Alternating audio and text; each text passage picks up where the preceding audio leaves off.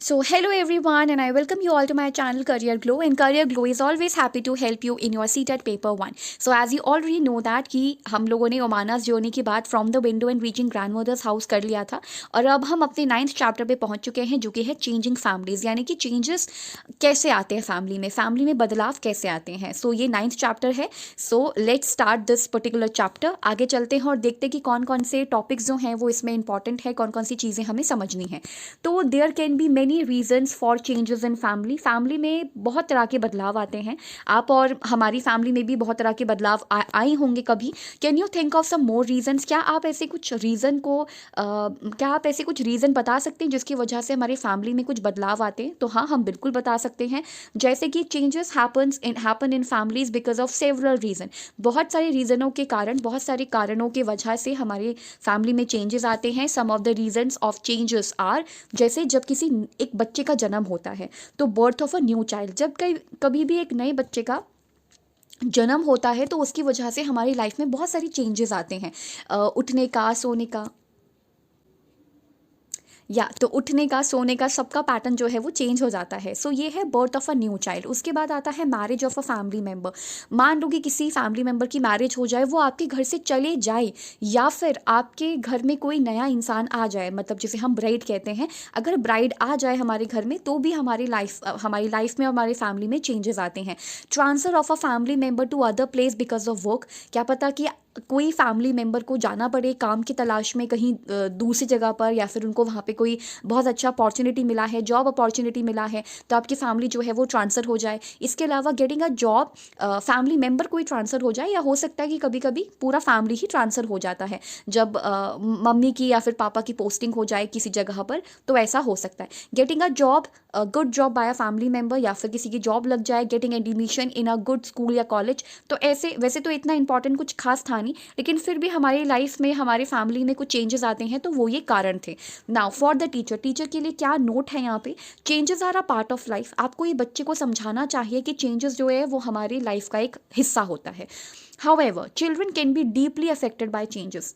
हो सकता है कि बच्चों को ये चेंजेस बहुत अफेक्ट करे. It is important to be sensitive about this while discussing this topic. जब भी आप इस टॉपिक को डिस्कस कर रहे हो तो आप इस चीज़ को समझो कि अगर आपकी फैमिली में चेंज हो रहा है, कोई अगर आपकी फैमिली में आ रहा है, कोई नया मेंबर जुड़ रहा है, उसकी वजह से आपको खुशी होती है, तो किसी के फैमिली मेंबर में से वो फैमिली मेंबर जो है कम हो गया, तो उनको उसका दुख होगा कि हमारी जो बेटी है वो चली गई है, उस दूसरे घर में चली गई है. या फिर मान लो कि किसी का जॉब कहीं पे लग गया है, तो वो जो लड़का है या जो लड़की है वो वहाँ चली गई है, या फिर पढ़ने के लिए जो लड़का और लड़की हैं वो चले गए. तो बच्चे या कोई भी फैमिली मेम्बर जब इस तरीके से चला जाता है किसी दूसरी जगह पर, सेफली चले जाता है, तो भी बच्चों को या किसी भी फैमिली मेम्बर को ऐसा कुछ वो हो सकता है, थोड़ा डीपली इफेक्ट हो सकता है वो इस चेंज से. तो चेंजेस हमारी लाइफ का एक पार्ट होता है, ये चीज़ हम जानते हैं, लेकिन इस टॉपिक को पढ़ाते टाइम हमें सेंसिटिव होना चाहिए थोड़ा सा. And all families change in some way और the other way because of different reason. और हम कई सारे कारणों की वजह से हमारी लाइफ में चेंजेस आते हैं. So there is another note for the teacher, that is teacher can discuss about children who cannot finish school and also the law on child marriage. तो एक चीज़ बहुत ज़्यादा इंपॉर्टेंट है. आप लोग को पता है बालिका वधू एक जो सेकंड सीजन है टाइप का वो आ चुका है. तो वहाँ पर किस चीज़ की रूढ़िवादी चीज़ से लड़ने के लिए बताया गया है, वो ये है कि गर्ल का मैरिज जो है बचपन में नहीं होना चाहिए. ये चाइल्ड मैरिज को बैन कर दिया गया है हमने काफ़ी टाइम पहले. और जो बच्चों को स्कूल छोड़ना पड़ता है, वो नहीं पढ़ पाते, स्कूल ड्रॉप आउट हैं, तो उनके लिए भी ये चीज़ है कि एटलीस्ट उनको, मतलब 6 से 14 साल के बच्चों तक को तो पढ़ना होता है. एक कानून है कि इन बच्चों को तो पढ़ाना ही पढ़ाना है. तो चाइल्ड मैरिज से रिलेटेड भी टीचर को उनको बच्चों को बताना चाहिए कि नहीं होनी चाहिए. Which has strictly fix the minimum age for marriage for girls at 18 and for boys at 21. तो जब तक कि बॉयज़ जो हैं वो 21 ईयर्स की नहीं हो जाते और गर्ल्स 18 साल की नहीं हो जाती, आप लोग शादी नहीं कर सकते, या फिर शादी नहीं होनी चाहिए. क्योंकि बच्चा मेंटली भी फिजिकली भी प्रिपेयर नहीं होता इस एज तक। तो इसके बाद जब आप 18 में पहुंचते हैं, 21 में पहुंचते हैं, तो आप मेंटली प्रिपेयर हो जाते हैं। हालांकि फिर भी अभी हमारे सोसाइटी में ऐसा कहा गया है कि ऐसा नहीं है कि 18 प्लस होते ही करवा देते हैं। बहुत सारे लोग आजकल अवेयर हो चुके हैं कि हमें अपना करियर सेट करना होता है और बहुत सारी चीज़ें होती हैं। तो इस वजह से बच्चों को इस चीज़ के बारे में हमें बताना चाहिए। Next is there are many, ये देखो ये वाला ना एक छोटा सा एग्जाम्पल है, आप चाहो तो इसे रीड कर सकते हो, चाहो तो इसे नोट्स में ऐड कर सकते हो, चाहो तो नहीं, बट ये एक छोटा सा एग्जाम्पल है। There are many girls who get married before they are 18 years old. बहुत सारी लड़कियां जो है वो 18 से पहले उनकी शादी हो जाती है, जिसको हम चाइल्ड मैरिज भी कह सकते हैं। Many of them have to even leave school, कुछ कुछ को तो स्कूल ही छोड़ना पड़ता है।